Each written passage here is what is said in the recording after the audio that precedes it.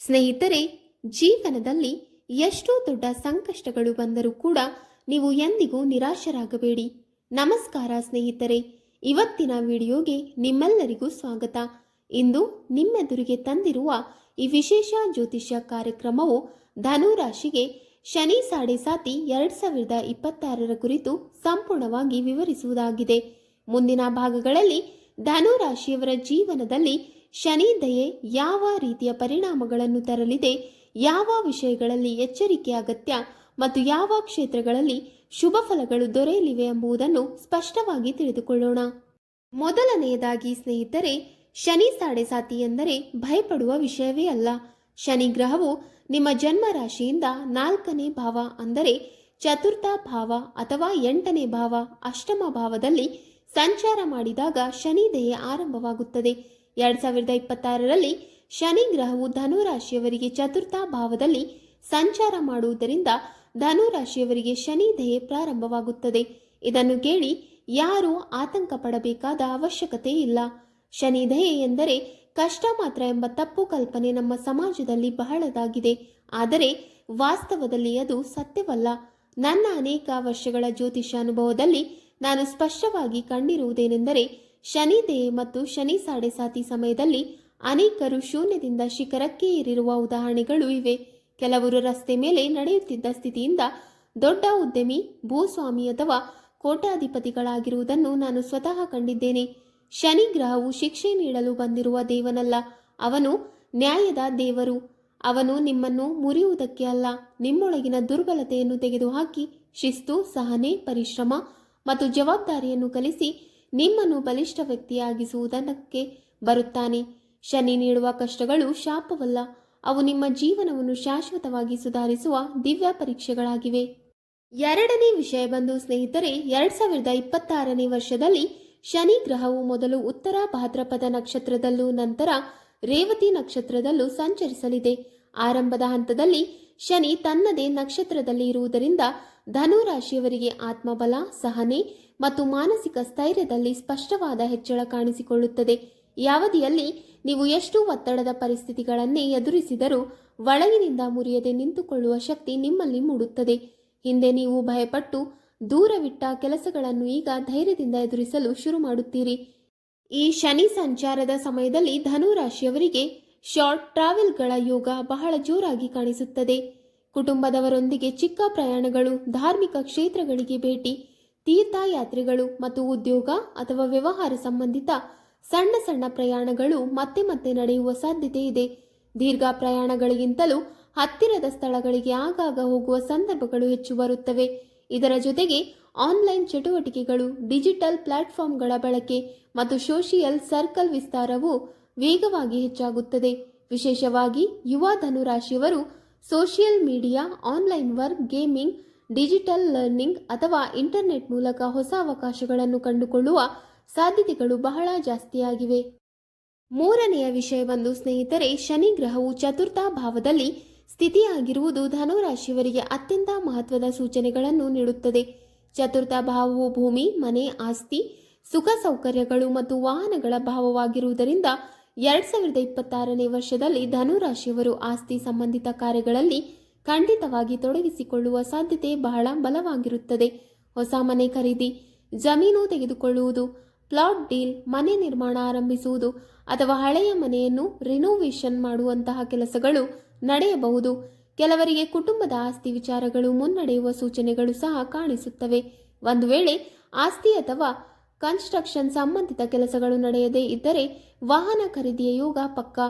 Car, bike, scooter ಅಥವಾ ಕುಟುಂಬಕ್ಕೆ ಉಪಯುಕ್ತವಾಗುವ ಯಾವುದಾದರೂ ವಾಹನವನ್ನು ನೀವು 2026ರಲ್ಲಿ ಖರೀದಿಸುವ ಸಾಧ್ಯತೆ ಇದೆ.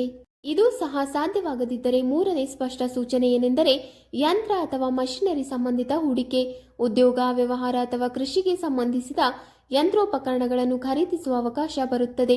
ಈ ಮೂರು ವಿಷಯಗಳಲ್ಲಿ ಆಸ್ತಿ, ವಾಹನ ಅಥವಾ ಮಷಿನರಿ ಯಾವುದಾದರೂ ಒಂದು ಘಟನೆ 2026ರಲ್ಲಿ ಖಂಡಿತವಾಗಿ ನಡೆಯಲಿದೆ ಎಂದು ಶನಿ ಸ್ಪಷ್ಟವಾಗಿ ಸೂಚಿಸುತ್ತಿದ್ದಾನೆ. ಸ್ನೇಹಿತರೆ, ನಾಲ್ಕನೆಯ ವಿಷಯ ಬಂದು ಸ್ವಲ್ಪ ಎಚ್ಚರಿಕೆ ಅಗತ್ಯವಿರುವ ವಿಷಯಗಳ ಬಗ್ಗೆ ಮಾತನಾಡೋಣ. 2026ರಲ್ಲಿ ಶನಿ ಗ್ರಹದ ದೃಷ್ಟಿ ನಿಮ್ಮ ಪ್ರಥಮ ಭಾವ ಅಂದರೆ ಲಗ್ನ ಮತ್ತು ಷಷ್ಠ ಭಾವದ ಮೇಲೆ ಬೀಳುತ್ತದೆ. ಇದರ ಪರಿಣಾಮವಾಗಿ ಧನು ರಾಶಿಯವರಿಗೆ ಅನಗತ್ಯವಾದ ಓವರ್ ಥಿಂಕಿಂಗ್, ಮನಸ್ಸಿನಲ್ಲಿ ಆತಂಕ, ಭಯ ಮತ್ತು ಕಾರಣವಿಲ್ಲದ ಸಂಶಯಗಳು ಉಂಟಾಗುವ ಸಾಧ್ಯತೆ ಇದೆ. ಸಣ್ಣ ಸಣ್ಣ ವಿಷಯಗಳನ್ನೇ ದೊಡ್ಡದಾಗಿ ಯೋಚಿಸುವುದು, ಏನಾದರೂ ತಪ್ಪಾಗಿ ಬಿಡುತ್ತದೆಯೋ ಎಂಬ ಭಾವನೆ ಮತ್ತೆ ಮತ್ತೆ ಕಾಡಬಹುದು.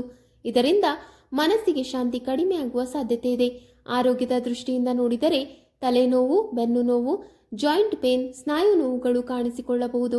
ಕೆಲವರಿಗೆ ಪ್ರಯಾಣದ ಸಮಯದಲ್ಲಿ ಅಕಸ್ಮಾತ್ ಆಗಿ ಜೀರ್ಣಕ್ರಿಯೆ ಸಮಸ್ಯೆ ಅಥವಾ ಹೊಟ್ಟೆ ಕೆಟ್ಟದಾಗುವುದು ಸಂಭವಿಸಬಹುದು. ಇದರ ಜೊತೆಗೆ ಕೆಲಸದ ಸ್ಥಳದಲ್ಲಿ ಆಫೀಸ್, ಪಾಲಿಟಿಕ್ಸ್, ವಿರೋಧಿಗಳಿಂದ ಒತ್ತಡ, ಮಾತಿನ ಸಂಘರ್ಷಗಳು ಮತ್ತು ಮಾನಸಿಕ ಟೆನ್ಷನ್ ಎದುರಾಗುವ ಸಾಧ್ಯತೆಗಳು ಇವೆ. ಆದರೆ ಇದನ್ನೆಲ್ಲ ನಕಾರಾತ್ಮಕವಾಗಿ ನೋಡಬೇಡಿ. ಇವು ಶನಿ ನೀಡುವ ಶಿಕ್ಷೆಯಲ್ಲ, ಪರೀಕ್ಷೆಗಳು. ಈ ಸಮಯದಲ್ಲಿ ಭಯಪಡುವ ಬದಲು ತಾಳ್ಮೆ, ಸಂಯಮ ಮತ್ತು ಶಾಂತ ಮನಸ್ಸನ್ನು ಕಾಯ್ದುಕೊಂಡರೆ ಶನಿ ನಿಮ್ಮನ್ನು ಮತ್ತಷ್ಟು ಬಲಿಷ್ಠ ವ್ಯಕ್ತಿಯನ್ನಾಗಿ ರೂಪಿಸುವನು.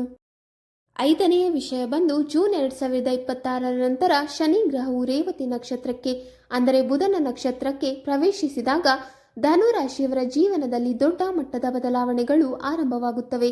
ರೇವತಿ ನಕ್ಷತ್ರವು ಪ್ರಗತಿ, ಸಂಪರ್ಕ, ಒಪ್ಪಂದಗಳು ಮತ್ತು ಫಲಪ್ರಾಪ್ತಿಯ ಸಂಕೇತವಾಗಿರುವುದರಿಂದ ಈ ಅವಧಿಯಲ್ಲಿ ನಿಮ್ಮ ಜೀವನಕ್ಕೆ ಹೊಸ ದಿಕ್ಕು ಸಿಗುತ್ತದೆ.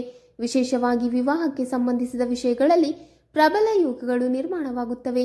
ಇನ್ನು ವಿವಾಹವಾಗದೇ ಇದ್ದವರಿಗೆ ಸಂಬಂಧ ಫೈನಲ್ ಆಗುವ ಸಾಧ್ಯತೆ ಇದೆ. ಈಗಾಗಲೇ ಮಾತನಾಡುತ್ತಿರುವ ಸಂಬಂಧಗಳು ದೃಢವಾಗಬಹುದು.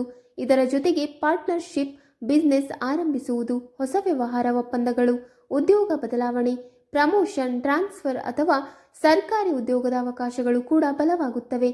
ಕೆಲಸದ ಕ್ಷೇತ್ರದಲ್ಲಿ ನಿಮ್ಮ ಹೊಣೆಗಾರಿಕೆಗಳು ಹೆಚ್ಚಾಗುತ್ತವೆ, ಆದರೆ ಅದಕ್ಕೆ ತಕ್ಕಂತೆ ಗೌರವ ಮತ್ತು ಸಾಧನೆಯೂ ದೊರೆಯುತ್ತದೆ. ಜೂನ್ ನಂತರ ಧನುರಾಶಿಯವರು ಖಾಲಿ ಕುಳಿತುಕೊಳ್ಳುವ ಸಮಯವೇ ಇರದು. ನಿರಂತರವಾಗಿ ಕೆಲಸ, ಹೊಸ ಅವಕಾಶಗಳು, ಗುರಿಗಳು ಮತ್ತು ಸಾಧನೆಗಳು ನಿಮ್ಮ ಜೀವನವನ್ನು ತುಂಬುತ್ತವೆ. ಈ ಅವಧಿ ನಿಮ್ಮ ಶ್ರಮಕ್ಕೆ ನಿಜವಾದ ಫಲ ಸಿಗುವ ಕಾರಣವಾಗುವುದರಿಂದ ಅವಕಾಶಗಳನ್ನು ಕೈಮೀರಿಸಿಕೊಳ್ಳದೆ ಧೈರ್ಯದಿಂದ ಮುಂದೆ ಸಾಗುವುದು ಅತ್ಯಂತ ಅಗತ್ಯ.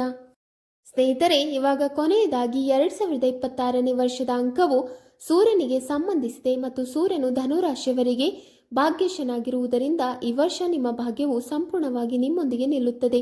ನೀವು ಮಾಡುವ ಶ್ರಮಕ್ಕೆ ದೈವಿಕ ಬೆಂಬಲ ಸಿಗುತ್ತದೆ ಮತ್ತು ಸಮಯ ಸರಿಯಾದ ದಿಕ್ಕಿನಲ್ಲಿ ನಿಮ್ಮನ್ನು ಮುನ್ನಡೆಸುತ್ತದೆ. ಹೌದು, ಈ ವರ್ಷದಲ್ಲಿ ಋಣ ಅಥವಾ ಲೋನ್ ತೆಗೆದುಕೊಳ್ಳುವ ಪರಿಸ್ಥಿತಿ ಬರಬಹುದು. ಅದು ಚಿಕ್ಕ ಮೊತ್ತವಾಗಿರಬಹುದು ಅಥವಾ ದೊಡ್ಡ ಮೊತ್ತವಾಗಿರಬಹುದು. ಆದರೆ ಇದರಿಂದ ಭಯಪಡುವ ಅಗತ್ಯವಿಲ್ಲ. ಸರಿಯಾದ ಉದ್ದೇಶಕ್ಕೆ ಆಸ್ತಿ, ವ್ಯವಹಾರ ಅಥವಾ ಅವಶ್ಯಕತೆಗೆ ತೆಗೆದುಕೊಳ್ಳುವ ಲೋನ್ಗಳು ಮುಂದೆ ನಿಮಗೆ ಲಾಭವನ್ನೇ ಕೊಡುತ್ತವೆ.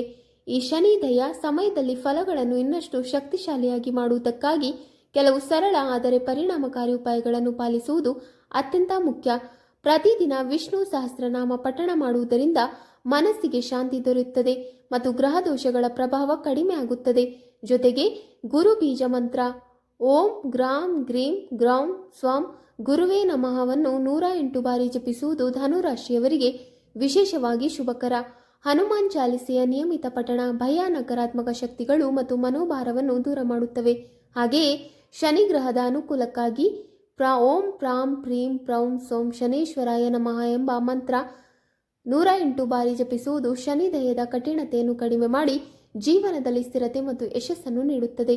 ವೀಕ್ಷಕರೇ, ನಿಮಗೆ ಈ ಮಾಹಿತಿ ಇಷ್ಟವಾದಲ್ಲಿ ವಿಡಿಯೋಗೆ ಲೈಕ್ ಮಾಡಿ, ಶೇರ್ ಮಾಡಿ ಹಾಗೂ ಕಮೆಂಟ್ ಮಾಡಿ.